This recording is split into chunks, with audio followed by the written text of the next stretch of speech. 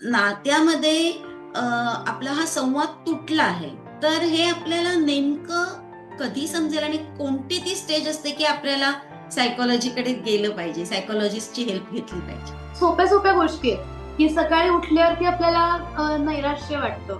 हं, पाठ दुखते, कंबर दुखते आणि we don't feel motivated enough to get through the day, to start the day. Okay. किंवा रात्री झोप लागत नाही किंवा आपण एखादं काम करतोय त्यात लक्ष लागत नाही. डोक्यात काहीतरी वेगळेच विचार चाललेत आणि आपण आपलं करत चाललोय. म्हणजे आपण आमटीत मीठ घातलं का नाही घातलं लक्षात येत नाही. हं, छोट्या छोट्या गोष्टी, आपला फोकस निघून जातो त्या गोष्टींमधनं.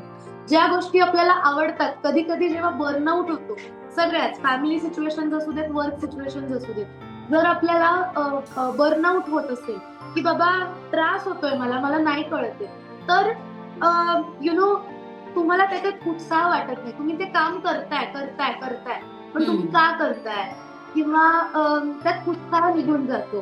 किंवा जी तुमची आवडीची गोष्ट आहे, की मला बाबा डान्स करायला खूप आवडतो, पण हं. मग मी त्या जेव्हा बर्नआउट असतो तेव्हा मला त्या डान्स क्लासला जायला वाटत नाही, इच्छा होत नाही.